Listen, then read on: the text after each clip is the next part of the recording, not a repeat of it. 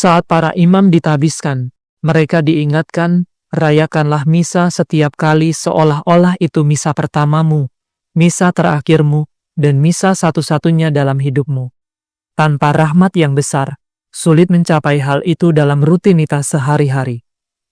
Namun ketika seorang imam sudah tidak punya banyak waktu, ketika keabadian sudah di depan mata, maka karunia ini dan kehadiran ilahi menjadi jauh lebih nyata. Pastor Michaelos, yang lahir pada 7 Juni 1988, merupakan anggota Kongregasi Putra Penyelenggaraan Ilahi dari Polandia. Ia memperoleh tabisan imamat berkat dispensasi dari Paus Fransiskus. Seharusnya proses tabisannya menjadi imam masih memerlukan waktu 2 tahun masa pendidikan.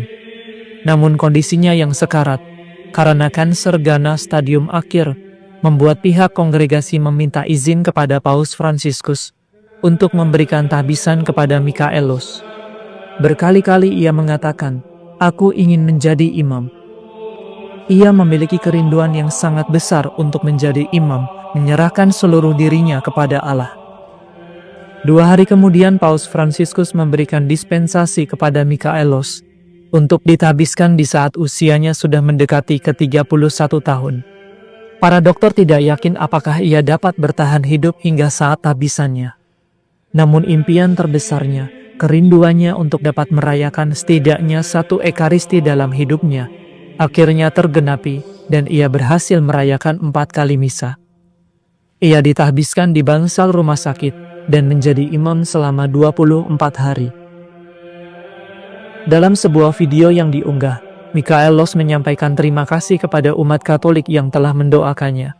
"Terpujilah Yesus Kristus, terima kasih atas semua doa Anda dan saya berharap Anda terus berdoa.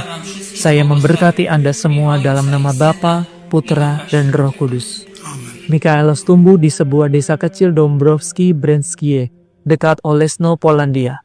Neneknya berperan besar membuat Michael ingin menjadi imam. Ia anak yang tenang dan sopan, sejak kecil senang ke gereja. Hadiah komuni pertamanya berupa Alkitab bergambar sungguh membuatnya gembira. Warga desa mengenang Michael sebagai anak yang ramah, sportif dan saleh. Ia menjadi putra altar dan lektor di gereja paroki. Guru-guru menggambarkannya sebagai murid yang cerdas, lembut, dan selalu tersenyum.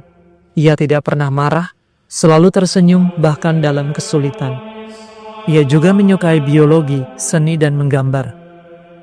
Setelah lulus SMP, Michael masuk seminari kecil yang dijalankan oleh para imam dari Kongregasi Santo Michael Malaikat Agung. Selama masa pembinaan, ia sempat mengambil cuti dan bekerja di sebuah toko di Krakow.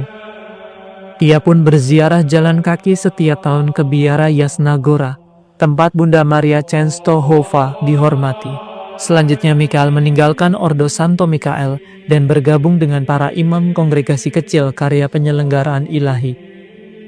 Dalam kongregasi baru ini, ia memulai dari awal kembali, masa postulat, novisiat, dan kaul sementara. Setelah 3 tahun formasi, ia menjalani masa tahun orientasi pastoral di Paroki Penyelenggaraan Ilahi. Ia mengajar pelajaran agama, membantu di sakristi dan sangat dicintai umat. Namun sekitar pasca 2019 kesehatannya tiba-tiba memburuk. Diagnosisnya mengejutkan, kanker ganas dalam stadium lanjut. Ia segera dirawat di rumah sakit militer di Warsawa. Impiannya sederhana, merayakan 1 misa kudus dan memberi berkat perdana kepada orang tua dan saudara-saudarinya. Namun karena ia masih tahap pendidikan, hal itu memerlukan dispensasi khusus dari Paus Fransiskus. Pada tanggal 20 Mei 2019, Superior Jenderal Kongregasi membawa langsung surat permohonan ke Vatikan.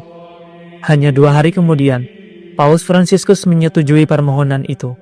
Semua berlangsung sangat cepat. Sebuah keajaiban kecil bagi semua yang mengenalnya.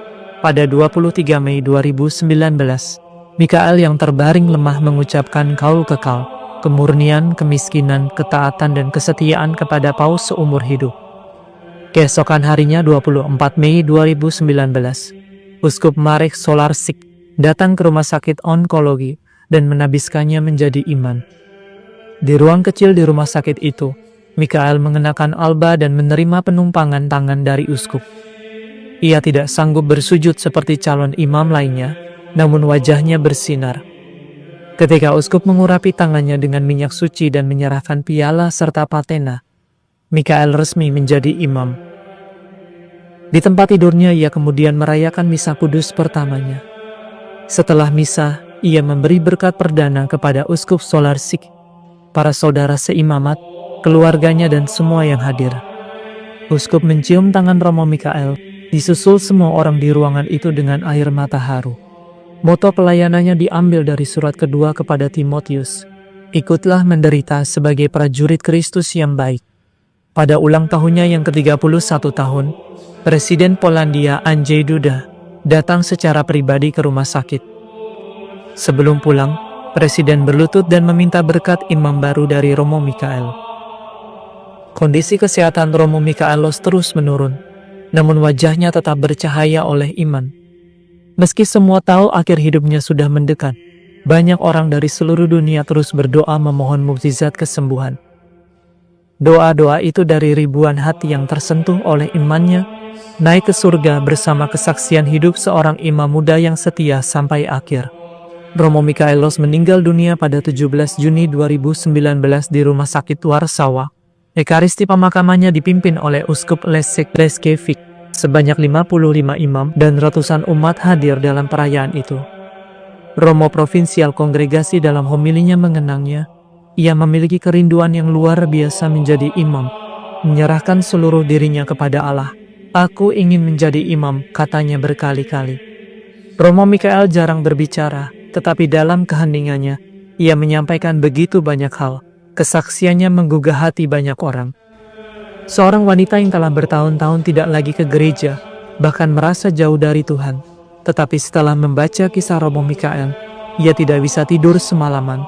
Malam berikutnya pun sama, namun pada malam ketiga, untuk pertama kalinya, dalam lebih dari 20 tahun, ia kembali mulai berdoa. Meskipun Romo Mikael tidak pernah dipercayakan untuk memimpin suatu paroki, ia menjadi pembimbing rohani bagi banyak umat di seluruh dunia. Seperti para rasul yang pergi ke berbagai penjuru dunia dengan segala sarana yang mereka miliki. Dalam waktu hanya beberapa hari, pesan hidup Romo Mikael telah menjangkau seluruh dunia. Atau lebih tepatnya, umat dari berbagai belahan dunia datang untuk mengenalnya. Berterima kasih atas kerinduannya yang mendalam, sebagaimana tertulis dalam gambar kenangan penabisannya. Kepada mereka aku akan membawa Injil kasih. Dalam beberapa hari saja, Romo Mikael telah menjadi saksi kasih Allah bagi umat di sekitar 60 negara di dunia. Banyak orang yang mendengar kisah hidup dan penderitaannya menulis kepadanya, memohon doa dan perantaraannya di hadapan Tuhan. Para dokter yang bahkan tidak yakin apakah ia dapat bertahan hidup hingga saat tabisanya. Namun ia sungguh rindu untuk dapat merayakan setidaknya satu ekaristi dalam hidupnya. Penderitaan, rasa sakit, dan kepergiannya menunjukkan dengan jelas bahwa ia siap mempersembahkan hidupnya sebagai korban bagi Tuhan. Ketika ia memegang tubuh Kristus dalam tangannya sebagai imam, itu adalah momen yang sungguh menggentarkan hati.